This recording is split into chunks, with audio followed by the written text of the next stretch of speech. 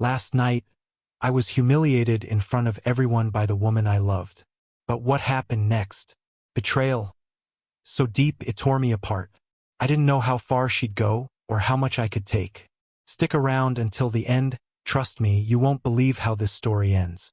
The bar was packed, the air thick with laughter and the clinking of glasses. I'd been looking forward to a night out with Emma, my wife, and our friends.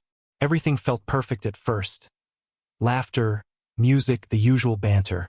But something had shifted in the air the moment we stepped inside. Emma had been distant for a while, but I didn't want to admit it. Tonight, though, something was different. The spark between us, the easy connection, felt like it was slowly fading away. We sat with our friends, and I could feel the tension between us building. I tried to ignore it, convincing myself it was all in my head. But then it happened. As I made a joke about our relationship, trying to break the silence, she snapped. In front of everyone, Emma looked at me with disdain and said, "Honestly, James, you're pathetic. Always trying to act like you're better than you are." Her words were cutting, venomous, and I could feel the blood rush to my face. My friends fell silent, and I saw their eyes shift uncomfortably. I forced a laugh, trying to brush it off, but it was too late. The damage had been done. "You know what? I'm going to step outside for some air," Emma continued, with a flicker of a smirk on her lips. "Brad's coming with me.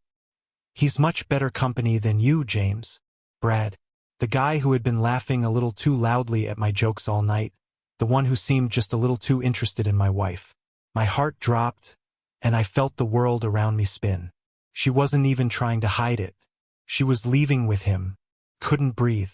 I watched as they walked out of the bar, her hand slipping into his as if it was the most natural thing in the world. I was alone now. I could feel my dignity slipping away, and I was paralyzed with embarrassment. My friends exchanged awkward glances, unsure of what to say. They said nothing. I stood there, frozen, pretending I was okay, but inside, everything was falling apart. I had never felt more humiliated in my life. The woman I loved, the one who had promised to be there for me, had just made a fool of me in front of everyone. And she didn't even care. I spent the next hour in that bar, alone, lost in my thoughts. I couldn't understand how everything had gone so wrong. My mind raced, trying to make sense of the pain I was feeling. Then, just as I was about to leave, my phone buzzed. It was Emma. I answered hesitantly, still trying to keep the anger in check.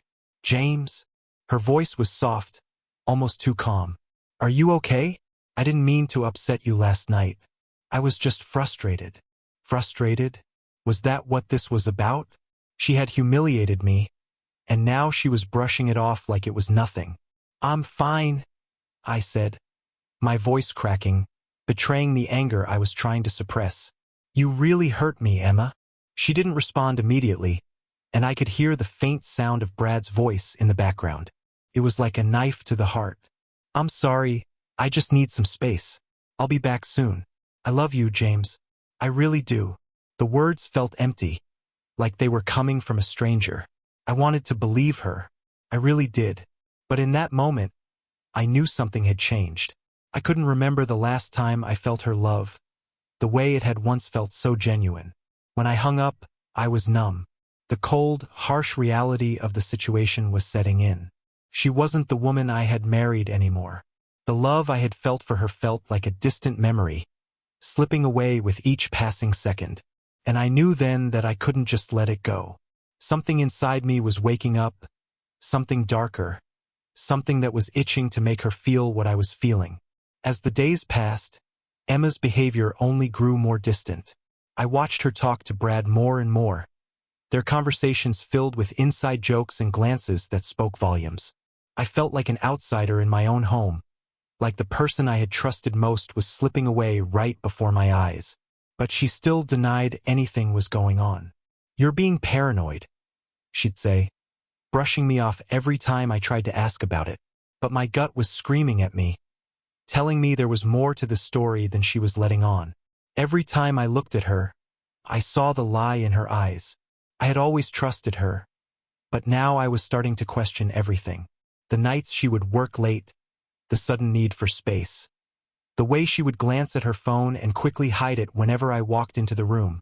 I started to lose sleep, the weight of the doubt crushing me from the inside out. I wanted to confront her, but part of me was terrified of what I might find. And yet, I knew I couldn't keep pretending everything was okay.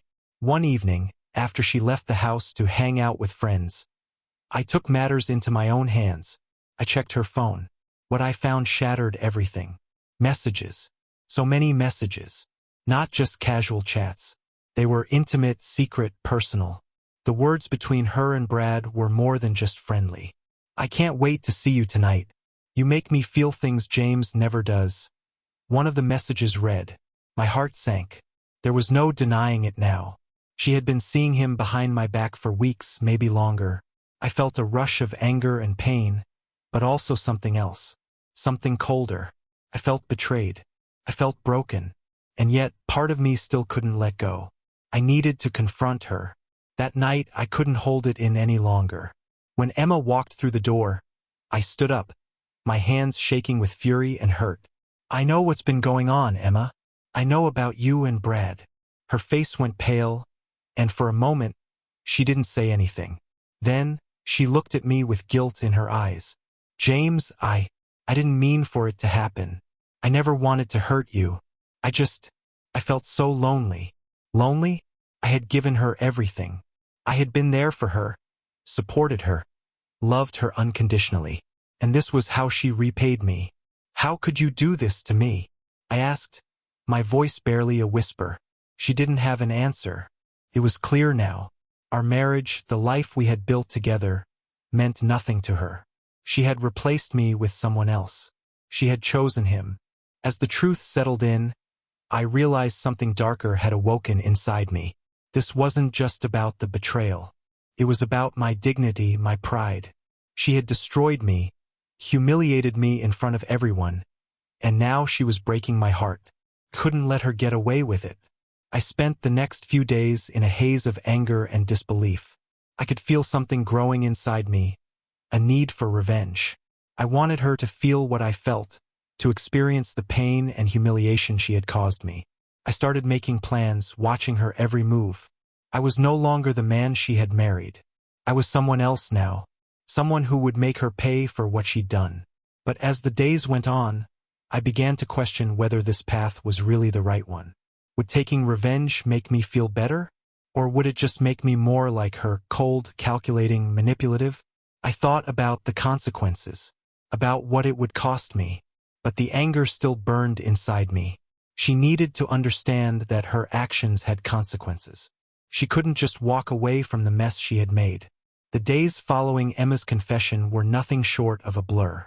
I went through the motions of daily life like a ghost, just existing in the same space as the woman who had destroyed me. She acted like nothing was wrong, but I couldn't look at her the same way anymore. Every word she spoke, every smile she tried to offer, felt hollow.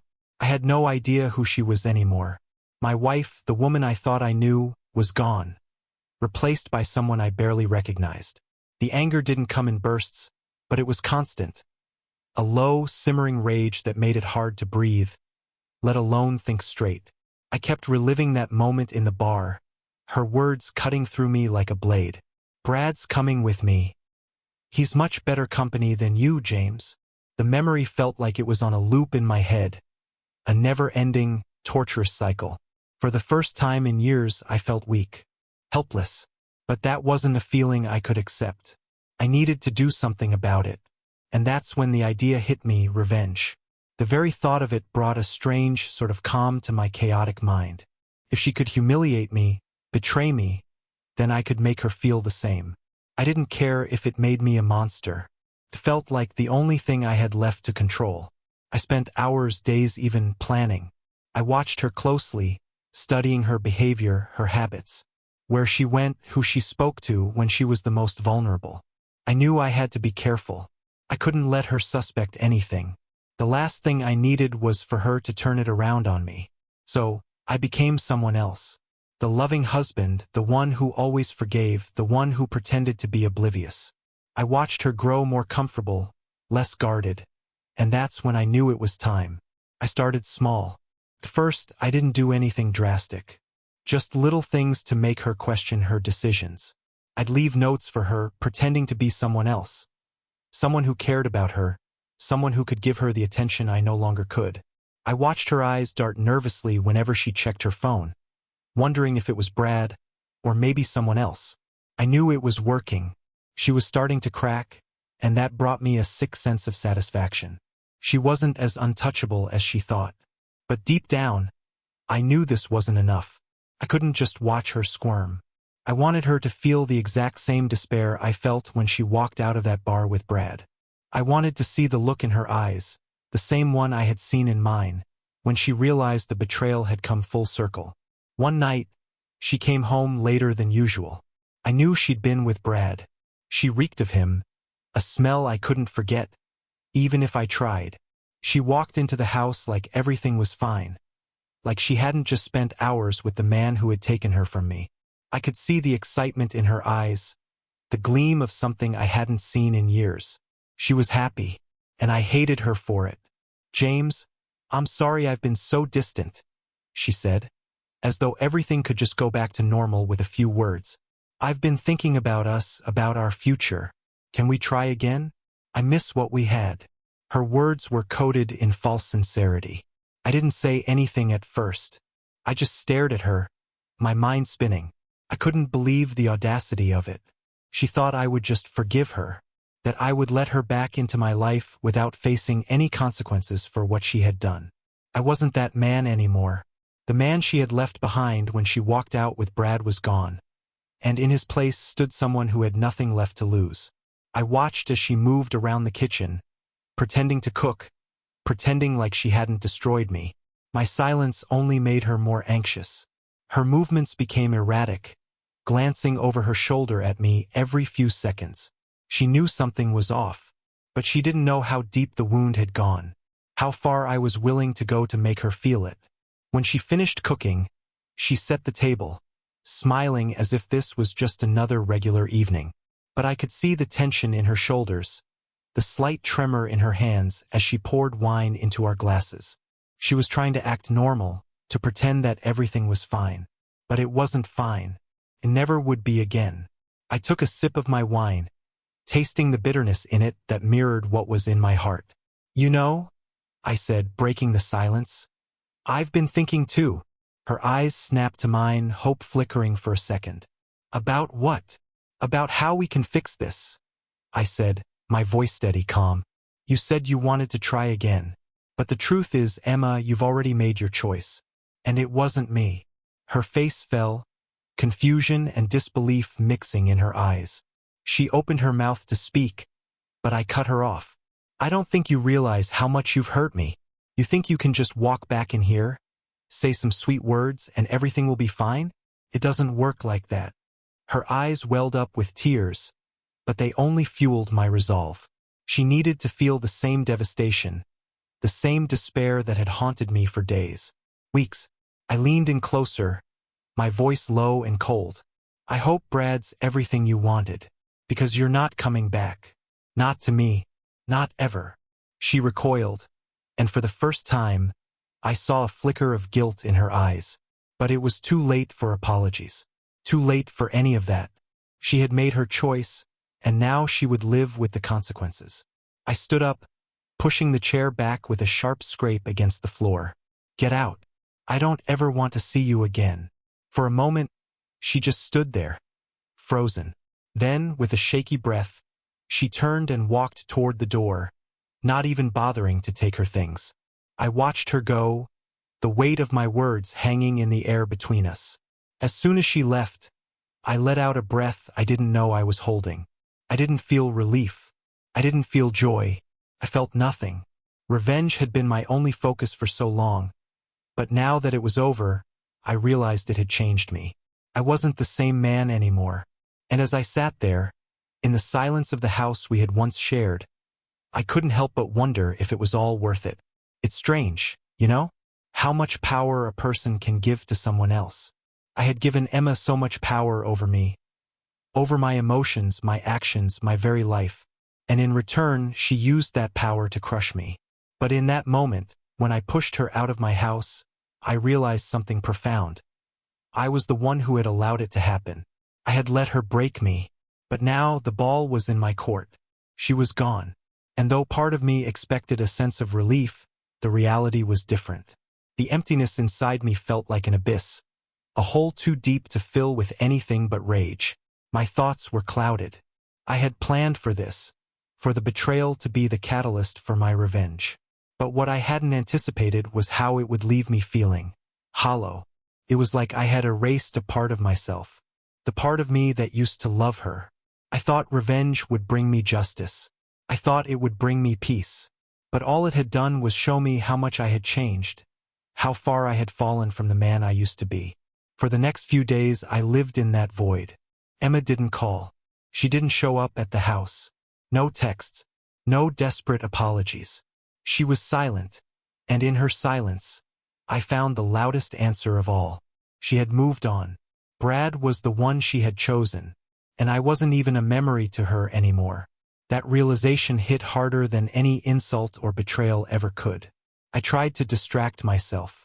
I threw myself into work, into whatever I could to keep my mind occupied. But it wasn't enough. I thought about her every moment, the way she had looked at me before leaving, like I was a ghost. And then, one evening, something happened. I got a message from an unknown number. I almost didn't open it, thinking it was one of those scam texts. But something told me to. Maybe it was curiosity, or maybe I just needed some closure. When I read it, I froze. It was Emma. "I need to talk to you. Can we meet?" I stared at the words, feeling a strange mix of emotions. I should have ignored her. I should have kept moving forward, cutting ties completely. But something deep inside me, some dark, twisted part of me, wanted to know why she was reaching out. I agreed. I needed to see her again, to know if she was really moving on, or if there was still a chance to repair what we once had. The coffee shop where we agreed to meet was small and quiet, tucked away from the hustle of the city. I arrived early, sitting at a corner table trying to gather my thoughts. I wasn't sure what I expected, but the thought of seeing her again made my stomach churn. I hadn't seen her face to face since that night. It had been weeks, but it felt like an eternity. When she walked in, my heart skipped a beat. She was as beautiful as ever, though her eyes were different. There was something in them, something I couldn't quite place. Guilt, maybe, but also something else. She looked nervous. She was wearing the same perfume she used to wear, the one that always reminded me of our first dates. She sat down across from me without a word, her hands clasped together on the table. We stared at each other in silence for a moment, the weight of everything hanging between us. It was almost suffocating. "I'm sorry," she finally said, her voice barely above a whisper. "I know I hurt you. I've been thinking about everything I've done, and I realize now how much I've taken for granted. How much you've always given me." I almost laughed at how insincere it sounded, but I stopped myself. Maybe she was being honest. Couldn't tell. I didn't trust her anymore. "You made your choice, Emma," I said, my voice steady but cold. "You chose him. You didn't even think twice. And now you're here, asking for forgiveness.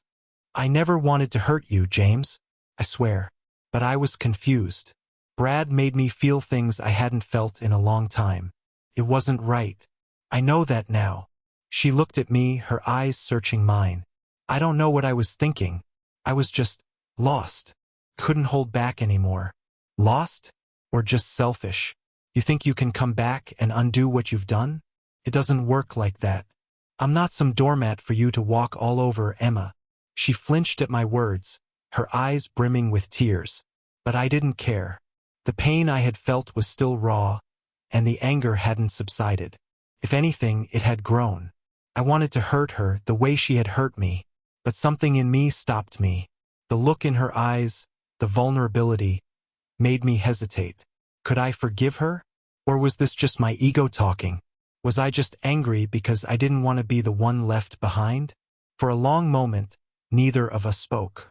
I could see her struggling with her emotions, her mind clearly torn between what she wanted and what she knew was right. I saw the woman I had loved so deeply, and yet, She was still a stranger to me. I didn't know who she was anymore. Not really. The woman sitting in front of me was not the person I had spent years building a life with. That person was gone. And maybe I had to let her go too. I don't know if I can forgive you, I said, my voice barely above a whisper. You've destroyed everything we had. And maybe I'm not the one who's supposed to fix it. Her eyes filled with tears, but this time, I didn't feel the need to comfort her. Couldn't. The damage had been done. I left the coffee shop with a heavy heart, weighed down not just by the conversation but by the realization that I was lost. Truly lost. I had been so consumed with revenge, with the idea of punishing Emma, that I hadn't stopped to ask myself what I truly wanted. The anger I had been carrying around had blinded me to the fact that all I wanted was to feel something again. I wasn't sure what that feeling was. Maybe it was closure, maybe it was redemption. But whatever it was, I couldn't find it in Emma's apology, in her tears, or in her attempt to win me back. She had hurt me. She had left me. And now, she was coming back into my life like nothing had ever happened. It wasn't right. I didn't know what I was doing anymore. My mind was a storm, a constant whirling tornado of confusion and bitterness. The more I thought about her, about us, the more I realized that maybe there was no coming back. Maybe there was no fixing what had been broken. I couldn't go back to the man I was before all this. He didn't exist anymore. I had been forced to shed that version of myself, like a snake shedding its skin, but I had no idea who I had become in the process. That night I didn't sleep. I lay awake in bed, staring at the ceiling, thinking. The ticking of the clock on the wall seemed deafening in the silence of the room. I couldn't shake the feeling that I was spiraling, that I was falling deeper into a place I couldn't escape from. The next morning, I woke up exhausted, but my mind was still racing. I went through the motions of getting ready, but I felt numb. Everything seemed pointless. Even when I went to work, I felt like I was floating through the day, disconnected from everything and everyone around me. That afternoon, as I was sitting in my office, trying to focus on the work in front of me, I received another message from Emma. I miss you, James. Can we talk? I almost threw my phone across the room. It had been less than 24 hours since our meeting, and she was already trying to pull me back in. Part of me wanted to reply, to tell her how much she had hurt me and how I couldn't trust her anymore. But another part of me, the part that still cared for her, wondered if there was a chance for us, if there was any hope left. But that wasn't the reality anymore. I knew I couldn't go back to her. Not after everything that had happened. Not after everything she had done. I had to keep moving forward, no matter how hard it was. I had to leave her behind, for good. And yet, I couldn't ignore the ache in my chest. The longing for what we once had, even though I knew deep down that it was never going to be the same again. I spent the next few days avoiding Emma's calls and messages, but it wasn't easy. I knew she could feel my distance, and I couldn't help but wonder if she was regretting her choices. But the truth was I didn't care anymore. She had made her decision. She had chosen Brad, and I had chosen to let her go. The days dragged on, and the emptiness in my heart seemed to grow larger. I tried to fill the void with other things, work, drinking, anything to distract myself from the pain. But nothing worked. Nothing ever worked. Then, one evening, I ran into her again. I was walking home from the store when I saw her across the street, standing in front of a bar with Brad. My heart clenched in my chest. They were laughing together, talking, as though nothing had ever happened between us. It was like I was invisible, like I had never existed in her life. She caught sight of me, and for a moment, I saw the same panic in her eyes that had been there when we met in the coffee shop.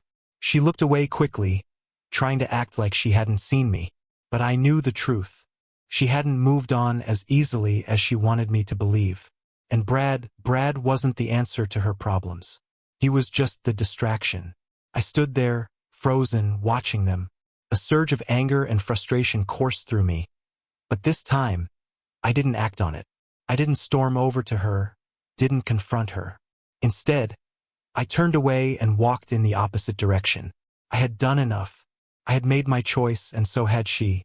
There was no reason for me to keep looking back. But as I walked away, The weight of everything started to settle in. The guilt, the anger, the confusion. Maybe I wasn't ready to let go. Maybe I still cared for her more than I was willing to admit. But I couldn't keep chasing something that wasn't mine anymore. I couldn't keep holding on to a person who had already walked away. A week had passed since I saw Emma standing in front of that bar, laughing with Brad. The image had stayed with me, haunting me in ways I couldn't explain. It felt like a dagger buried deep in my chest every time I thought about it. But I had told myself I was done. I couldn't keep letting her break me. I couldn't keep being the man who was always willing to take her back. Still, I couldn't stop thinking about what I had seen. Every part of me screamed to confront her, to walk up to her and demand answers. But something inside me knew that it wouldn't change anything. I was tired of seeking answers, tired of playing this game. Emma had made her choice. She had chosen Brad. And now I had to make mine. I tried to move on. I really did. I started going out more, meeting friends, trying to distract myself. I drank, I worked, I did whatever I could to avoid being alone with my thoughts. But no matter how much I tried, the loneliness never left. It was like a shadow that followed me wherever I went. No matter how hard I tried to outrun it, it was always there, lurking just behind me. Then, one night, my phone buzzed with a message from an unknown number. "I need to talk to you, James. Please, just one last time." I should have ignored it. I should have let her fade into the past. But for some reason, I couldn't help myself. I needed to know what she wanted. I needed to know if there was still any part of her that cared for me. So I replied, "What do you want?" She responded almost immediately, "I just need to explain myself. I know I've hurt you, and I'm so sorry for everything. I don't expect you to forgive me, but I need to tell you the truth." I didn't know what to think. The last time we had talked, I had made it clear that I didn't want anything to do with her. But now here she was reaching out again. I could feel the pull, the gravity of her words pulling me back into a world I had fought so hard to leave behind. I agreed to meet her and we set a time and place. It was the same coffee shop we had met at before, the one that seemed to hold the remnants of our past. I walked there slowly, my mind racing. Was this a mistake? Would seeing her again undo everything I had worked so hard to build? But despite my doubts, I couldn't turn back now. I needed to hear her out, to see if there was any truth left in her words. When I walked into the coffee shop, I saw her sitting at a table near the window. She looked different, more vulnerable, more broken than I remembered. Her eyes were red, and her hands were trembling as she held her cup of coffee. She didn't look like the confident, self-assured woman who had walked out of my life weeks ago. She looked lost. When she saw me, her face softened, and she stood up. But there was no smile this time, no warmth. Just a look of uncertainty, like she didn't know where to begin. "James," she said, her voice barely above a whisper. "I don't know what to say. I'm sorry. I've been trying to find the right words for weeks, but I couldn't. I couldn't even face you. I was so ashamed of what I did." I sat down across from her, my gaze fixed on the table, unable to look her in the eye. "You don't need to explain yourself. You've already made your choices." "I know, but I need to tell you something." She took a deep breath, like the words she was about to speak were difficult to get out. "I never wanted to hurt you, James. I never wanted to destroy everything we had. But I was confused. Brad, he made me feel things I hadn't felt in a long time. And I thought that was enough. But it wasn't. And I've realized that now." I didn't say anything. Couldn't. Her words sounded hollow, like a desperate attempt to justify everything she had done. She reached out, her hand trembling slightly. "James, I never wanted to lose you. You were my everything. And when I left, it was because I thought I could be happy without you. But I was wrong. I was so wrong. You were the one who truly understood me, who loved me without conditions. And I ruined that." Her words hit me like a freight train. The pain I had buried so deep came rushing back, and I felt it all, every ounce of the betrayal, the heartbreak. But this time something was different. There was no anger left in me, just a dull ache, a numbness that I couldn't shake. I couldn't decide if I wanted to scream at her, or if I just wanted to walk away and never look back. I can't do this anymore, Emma, I said, my voice barely above a whisper. I can't keep playing this game with you. You've already made your decision. And I've made mine. Her face fell, the tears starting to well up in her eyes. James, please. I'm sorry. I've made so many mistakes. But I love you. I always have. I looked at her, really looked at her for the first time in what felt like forever. And I realized something. I wasn't the same man I had been when she first left. I had changed. I had become someone who didn't need her love to feel complete.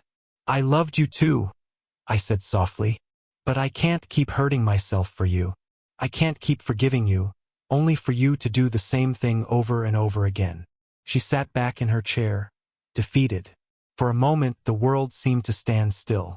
And then I stood up, knowing that this was the last time I would see her, knowing that I was finally, truly letting go. I hope you find what you're looking for, Emma, I said, walking away from the table. But it's not going to be with me. The days following my final meeting with Emma were some of the darkest I'd ever experienced.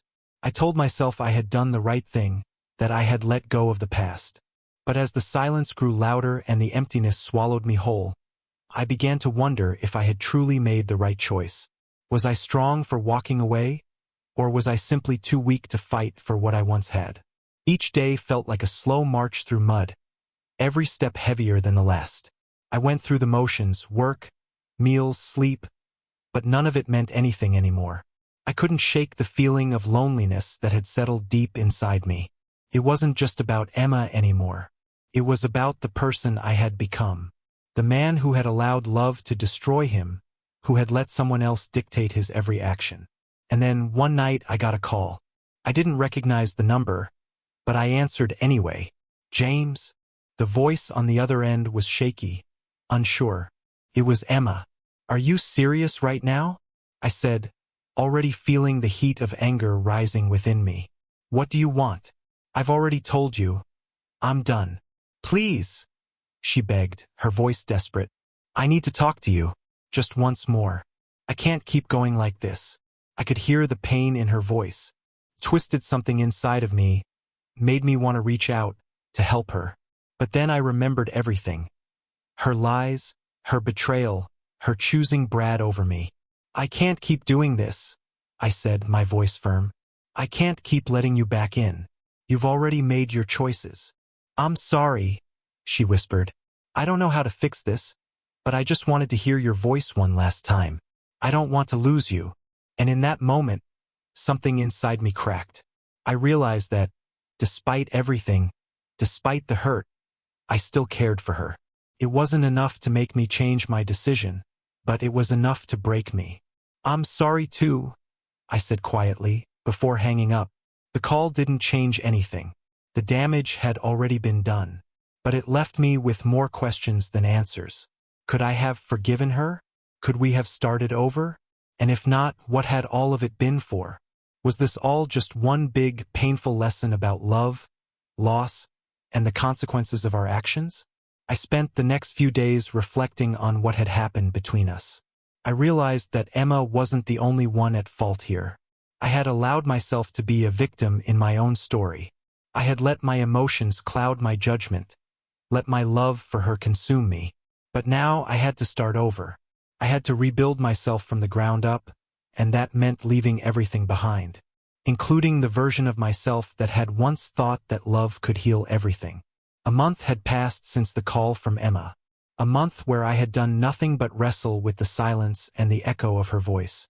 The pain was still there, of course. It wasn't something you could just get over in a few weeks, no matter how many times you tell yourself you're done. I had tried everything to bury it. Work, distractions, random nights out, meeting new people. But none of it filled the void. The world around me had become a blur of faces and noise, but I was still living in the same empty space that had been created when Emma left. But something was changing. Slowly, I was starting to realize that I had been living in the past, clinging to a version of myself that didn't exist anymore. The man I had been with Emma was gone, and I had to stop pretending that I could ever be that person again.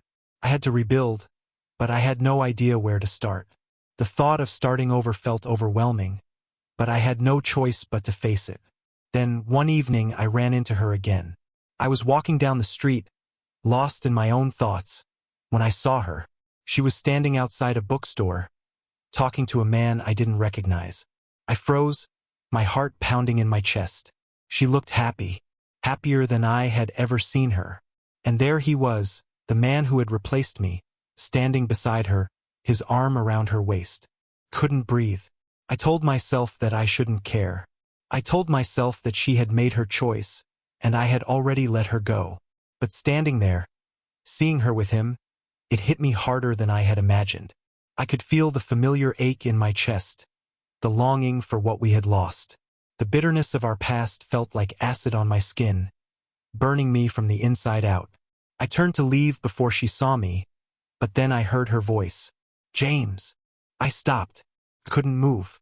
It was like the ground beneath me had crumbled, and there was nothing left to stand on. She approached me, her steps hesitant. "I didn't expect to see you here," she said softly, her eyes searching mine, as if trying to gauge my reaction. I forced a smile. "Yeah, it's been a while." Her eyes flickered toward the man standing next to her, and for a moment, I saw something in her expression. A flicker of guilt. But it was gone in an instant, replaced by a polite smile. "This is Max," she said, gesturing to the man beside her. "We've been seeing each other for a while now." Max extended his hand, and I shook it out of sheer politeness. I didn't feel anything for him. He was just a guy in the story of my heartbreak. But seeing them together, so normal, made everything feel unreal. I didn't know if I was supposed to congratulate her, tell her I was happy for her, or just walk away without saying anything. I chose the latter. "I'm happy for you, Emma," I said, my voice flat. "Really? It seems like you've moved on." She looked at me for a long moment, and for the first time in weeks, I saw a flicker of sadness in her eyes. "I didn't mean for things to turn out this way, James. You have to know that. I never wanted to hurt you." I nodded, the words stuck in my throat. "You already did." I turned and walked away, but this time, there was no anger, no rage, just emptiness. It was like I had reached the end of a long road, and there was nothing left to say. As I walked home that night, I realized something. I was finally free. Not because I had walked away from Emma, but because I had stopped fighting for something that was never going to be mine again. I had finally stopped chasing a ghost. I didn't need her to validate me. I didn't need her to apologize. All I needed was to let go, and that was the hardest thing of all. And that was when I understood. There was no grand gesture waiting for me. No closure, no redemption. Just the slow, painful process of healing. It wasn't going to happen overnight, but it would happen. The road ahead was unclear, and it still hurt like hell, but for the first time in a long time, I felt like I could breathe again. And in that moment, I realized that the only thing I could do now was move forward. Thank you for following along with the story. If you have any thoughts, feedback, or would like to discuss any part of the narrative further, feel free to share them. I'd be happy to help with additional details or any other creative endeavors you might have. If you enjoyed the story, it would mean a lot to hear your thoughts in the comments or via any other feedback.